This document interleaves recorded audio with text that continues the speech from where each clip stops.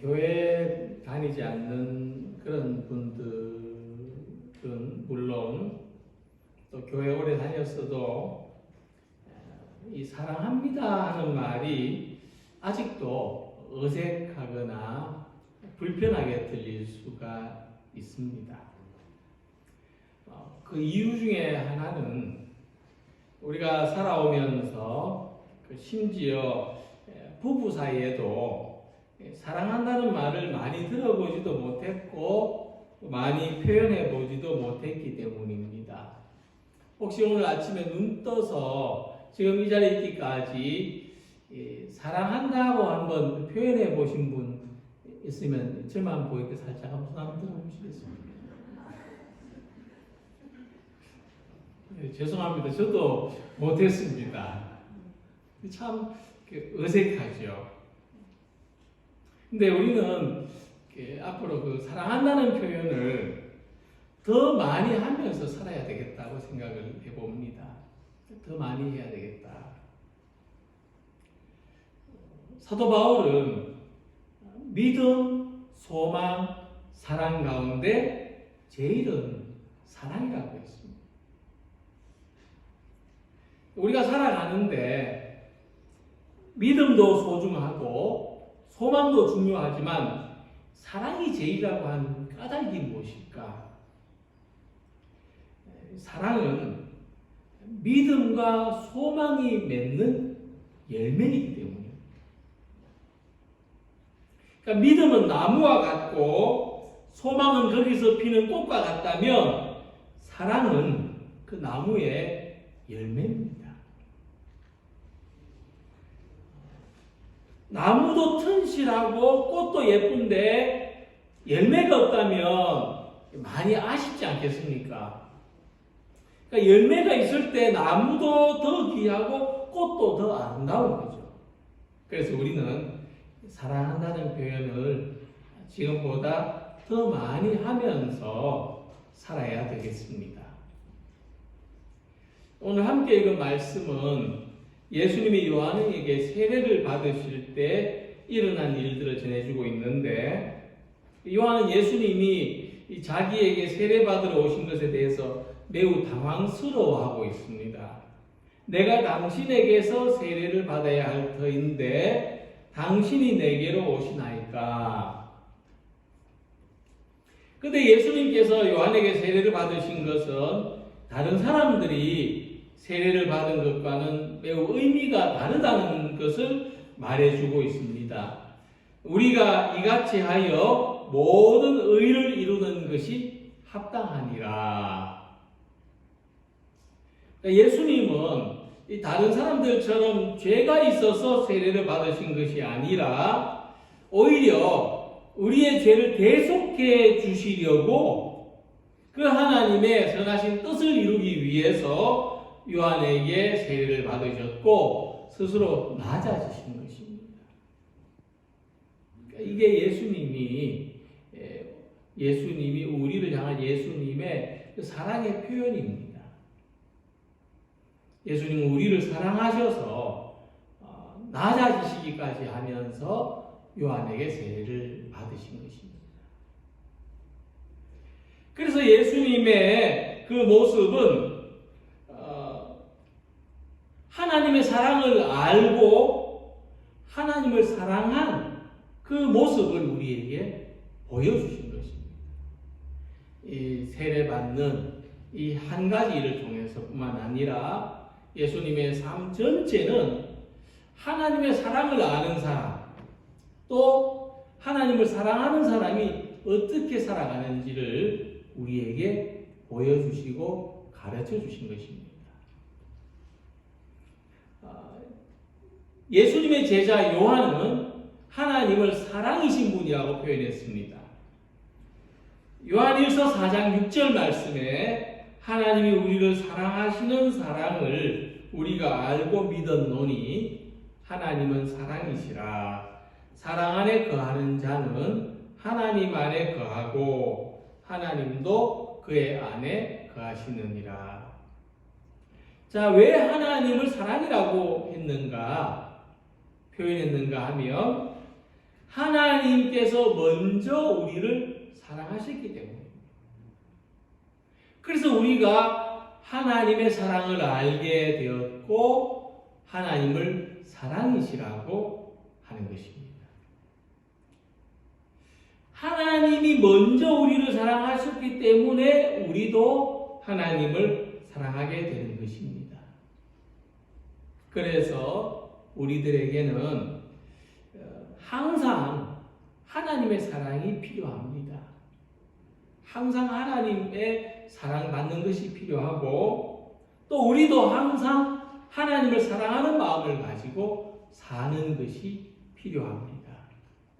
오늘 본문을 통해서 우리가 하나님의 사랑을 안다는 것과 또 하나님을 사랑하는 이 삶의 모습은 어떤 것인지를 함께 생각하면서 은혜를 나누도록 하겠습니다. 자, 먼저 예수님이 세례를 받고 물에서 올라오실 때에 앞에서 말씀드린 것처럼 예수님은 하나님을 사랑하고 우리를 사랑하셔서 세례를 받으셨다 이렇게 말씀드렸습니다. 그럴 때 어떤 일이 일어났는가? 하늘이 열렸다 그랬습니다. 굉장히 신비적인 표현인데 이 하늘이 열렸다는 것을 좀 알기 쉽게 말하면 하나님과 우리 사이에 통할 수 있는 문이 열렸다는 것입니다. 하늘 문이 열렸다고 말하기도 하죠. 자, 하나님과 우리 사이에 문이 열렸습니다. 이 문이 열리기 전에 우리하고 하나님 사이가 어땠는지 사도 바울이 이렇게 말씀했습니다. 에베소서 2장 12절 보면 그때 너희는 약속의 언약들에 대하여는 외인이요 바깥 사람들이요 문 밖의 사람들이고 세상에서 소망이 없고 하나님도 없는 자이더니 라고 했습니다. 이전에 우리들에게는 하나님이 없었다고 했습니다. 하나님과 우리 사이에 문이 열리기 전에 하나님과 어떤 관계도 없었다 말했습니다. 그런데 이제 우리가 하나님과 관계 있는 사람들이 되었다 하는 것입니다. 문이 열립니다. 이제 우리는 더 이상 바깥 사람들이 아닙니다. 하나님 안에 있는 사람들이 되었습니다. 이제 우리는 하나님하고 관계가 없는 삶은 생각조차 할 수 없는 사람들이 된 것입니다. 하늘이 열렸다는 것은 바로 이러한 사실을 말합니다. 하나님과 우리 사이에 서로 통하게 되었다. 우리가 문을 통해서 모든 출입을 하지요. 만약에 가서 주문만 하면은 이 맛있는 음식을 마음껏 먹을 수 있는 그런 음식점이 있다 하더라도 안에서 문을 열어주지 않으면 들어갈 수 없습니다. 문 닫힌 데는 못 들어가죠. 이처럼 하나님이 우리를 위해서 아무리 많은 복과 은혜를 준비해 두셨다 하더라도 하나님과 우리 사이에 문이 열려있지 않으면 그 복을 누릴 수가 없습니다. 알기는 알지만 내가 누릴 수가 없다는 것입니다. 그래서 이 문을 예수님이 열어주셨습니다. 예수님이 세례받을 때 이 문이 열렸습니다. 그 결과 어떤 일이 일어났는가? 에베소서 2장 19절 보면 이제부터 너희는 외인도 아니요 나그네도 아니요 오직 성도들과 동일한 시민이요 하나님의 권속이라고 말씀했습니다. 이제 하나님하고 한 식구가 된 것입니다. 하나님이 가지신 모든 것을 값없이 누릴 수 있는 사람이 됐습니다. 문을 열어놓고 마음껏 왔다 갔다 해라 하셨습니다. 그래서 우리가 이제 하나님 안에서 누릴 수 있는 것 가운데 제일이 뭐냐? 최고가 뭐냐? 사랑입니다. 우리가 하나님 안에서 누릴 수 있는 것 가운데 최고는 사랑입니다. 예수님으로 말미암아 하나님과 우리 사이에 이 사랑의 문이 열린 것입니다. 우리가 하늘 문이 열린 것을 봤다는 것은 하나님의 사랑을 봤다는 것입니다. 예수님의 십자가에서 하나님의 사랑을 발견했다면 하늘 문이 열린 것을 본 사람들입니다. 그래서 하늘이 열리고 우리 영안이 열려서 사랑의 하나님을 바라볼 수 있는 우리 모두가 되시기를 소망합니다. 하늘이 열린 것을 본 사람은 자기 마음에도 문이 열립니다. 바로 사랑의 문이 열립니다. 그러니까 우리가 사랑의 문이 열려 있지 않는 것은, 우리가 서로 사랑을 경험하지 못하는 것은 우리 안에 사랑이 없어서가 아닙니다. 우리가 그 세상에 유행하는 그 수많은 노래들 있잖아요. 그 주제가 사랑입니다. 그죠? 유행가 중에 그 주제는 대부분 사랑입니다. 그래서 찬양 가사에도 있는 것처럼 이 세상에는 사랑을 줄 수 없을 만큼 가난한 사람도 없고 사랑을 필요치 않을 만큼 부유한 사람도 없습니다. 하지만 우리 사이에 우리가 사랑을 줄 수 없을 만큼 가난한 사람이 아님에도 불구하고 우리 사이에 사랑이 통하지 않는 것은 문이 닫혀있기 때문입니다. 어떤 집이라도 문을 열어야 사람이 드나들 수 있는 것처럼 우리에게서 사랑의 문이 열려야 사람들이 드나들 수가 있습니다. 그래서 우리도 사랑의 문을 열어서 우리 마음에 더 많은 사람들이 드나들 수 있도록 해야 됩니다. 예수님 비유를 보면은 탕자 아버지가 아들이 집 나갔을 때 어떤 모습을 보였습니까? 문 닫아 걸고 이제 다시는 오지 마라 그랬습니까? 대문을 열어놓고 있었습니다. 그것도 부족해서 매일 동구 밖까지 나가서 아들이 돌아오기를 기다리고 있었습니다. 이같이 오늘 우리가 저희 예배당 문을 열고 들어왔는데 그것은 하나님께서 먼저 우리들에게 사랑의 문을 열어주셨기 때문입니다.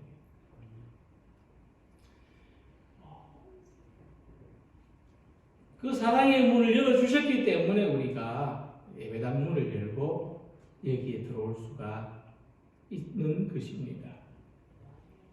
그래서 하늘이 열리고 하나님의 사랑을 발견한 사람은 자기도 사랑의 문을 열고 아직 하나님의 사랑을 모르는 사람들이 우리를 통해서라도 하나님의 사랑을 발견할 수 있도록 해야 하는 것입니다.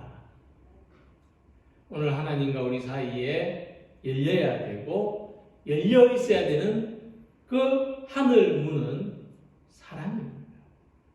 우리 모두가 이 사랑의 문으로 들어가서 하나님의 크신 사랑을 누리고 또한 우리도 세상을 향해서 이 사랑의 문을 열어서 우리 안에 가득 차 있는 하나님의 사랑을 많은 사람들하고 나누면서 살아가는 성도들이 되시기를 소망합니다.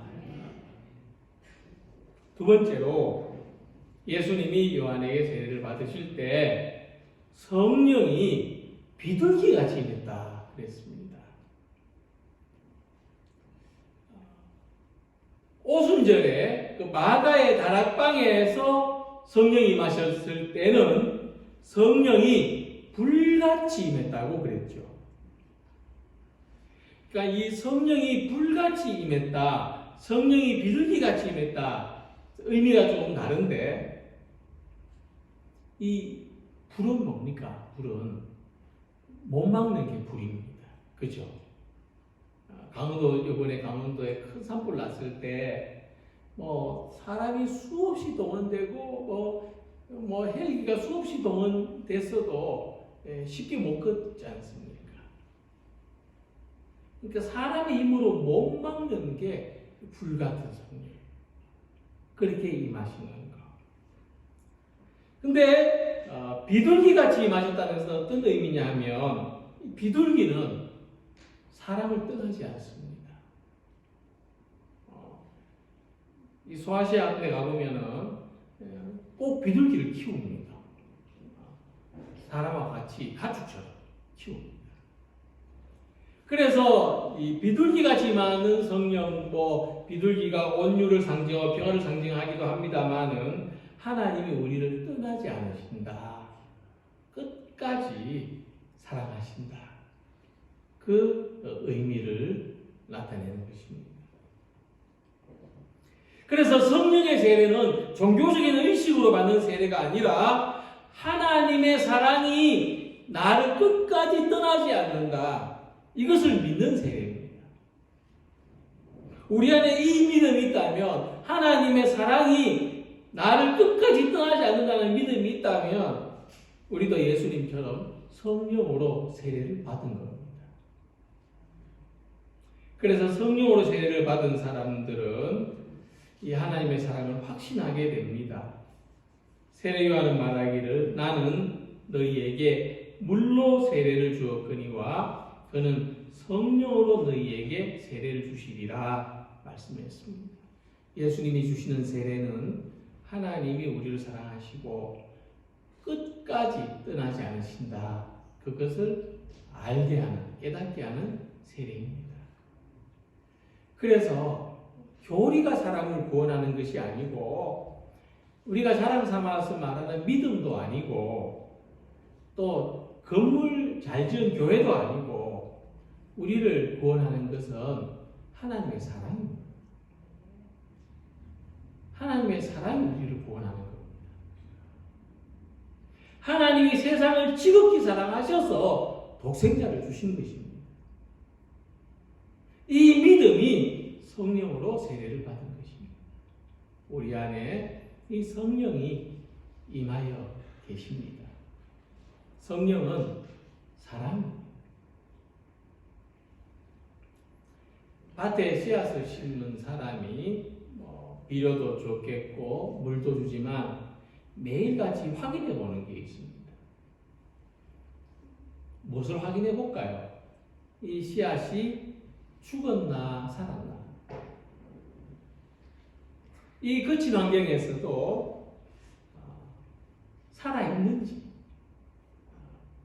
또 자라고 있는지 확인해 보는 것입니다. 그러면 하나님은 우리한테 성령으로 사랑의 씨앗을 심으셨는데 하나님 뭘 확인해 보고 싶으시겠습니까? 우리 안에 있는 이 하나님의 사랑이 살아있는지 죽었는지 새들이 쪼아 먹었는지 햇볕에 타버렸는지 하나님 그것을 살펴보시는 것입니다. 생명이 있는 씨앗은 반드시 자라서 열매를 맺는데 30배, 60배, 100배의 결실을 맺습니다. 성령이 맺다는 것은 우리에게 하나님의 사랑이 심어졌다는 것이고 우리 안에 심어진 이 하나님의 사랑이 무럭무럭 자라고 있습니다. 우리는 이 사랑의 씨앗을 잘 살리고 잘 자라게 하여서 하나님의 성령이 충만하게 역사하는 성도들이 되시기를 소망합니다.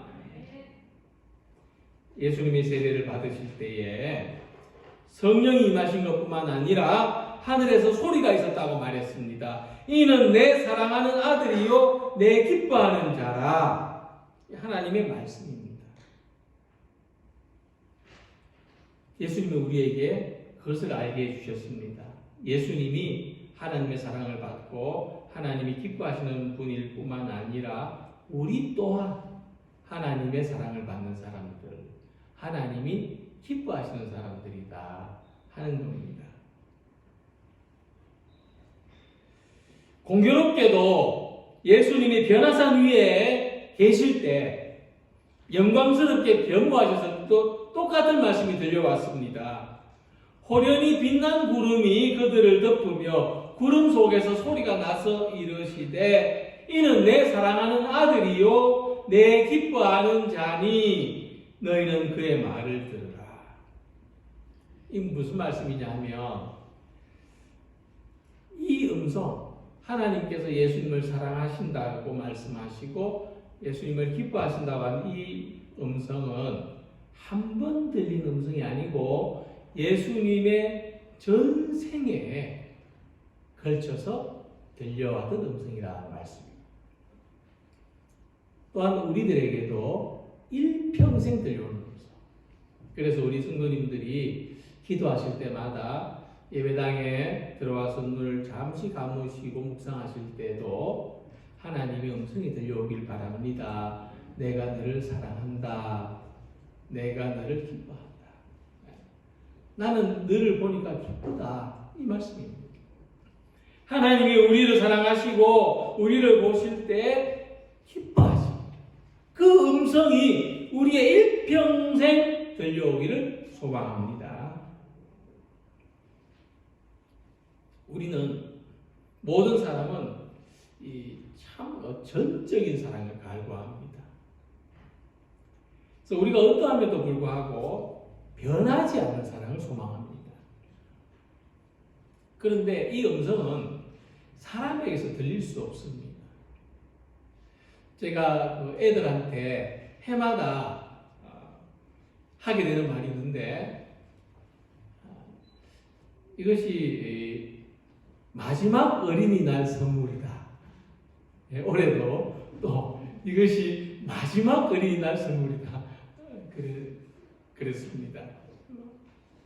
근데 이게 아이들이 자라서 결혼하고 또 이제 그들의 자녀들을 낳고 성장하고 그럼에도 불구하고 계속해서 부모의 사랑을 받고 싶고 그 한없는 사랑에 누리고 싶은 것이 사람들인데 근데 이 사람은 늘 그렇게 말해주기가 어렵습니다.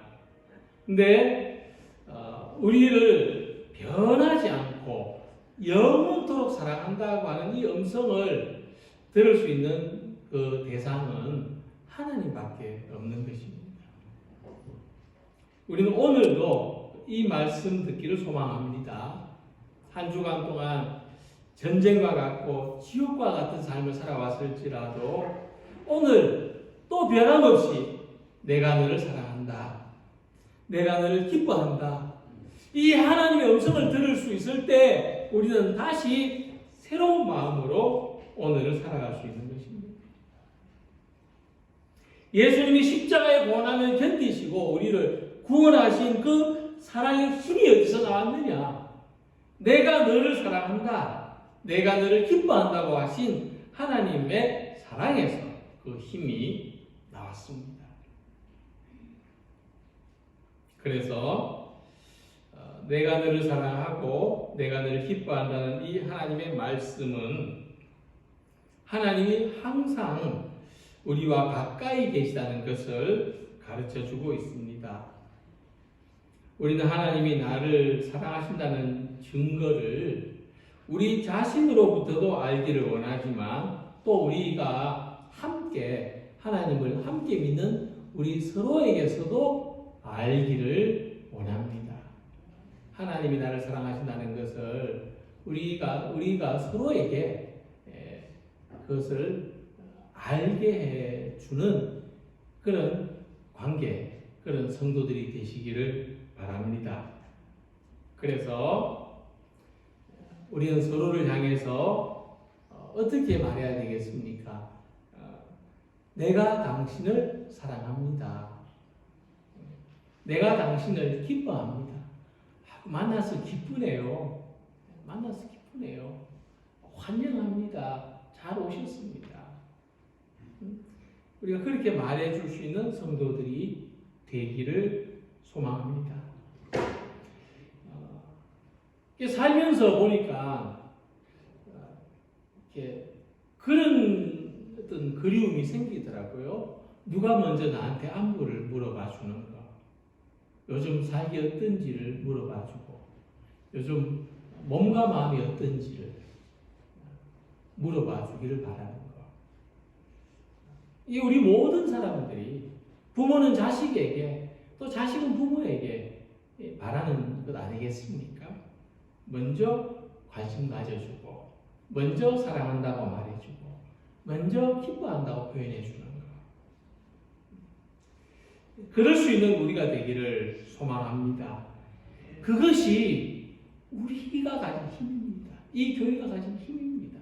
서로에게 사랑한다고, 서로에게 보니까 기쁘네요. 내가 당신을 참 기뻐합니다. 이게 우리의 힘입니다. 이것이 세상을 살아갈 수 있는 힘이고, 이것이 이웃을 사랑할 수 있는 힘이고, 이것이 자기를 이겨낼 수 있는 힘이고, 이것이 고통과 죽음을 이길 수 있는 참 능력이 되는 것입니다. 하나님께서 우리를 사랑한다, 기뻐한다고 말씀해 주시는 것처럼 우리도 서로에게 사랑한다, 함께 있어서 기쁘다, 나의 부모님이신 것이 기쁩니다, 나의 자녀인 것이 기쁘다, 우리가 함께 한 가족인 것이 기쁩니다. 하나님의 사랑을 우리에 있는 사랑의 문을 열고 서로 일깨워주고 서로 알게 해주는 성도들이 다 되시기를 주님의 이름으로 기원합니다. 기도드리겠습니다.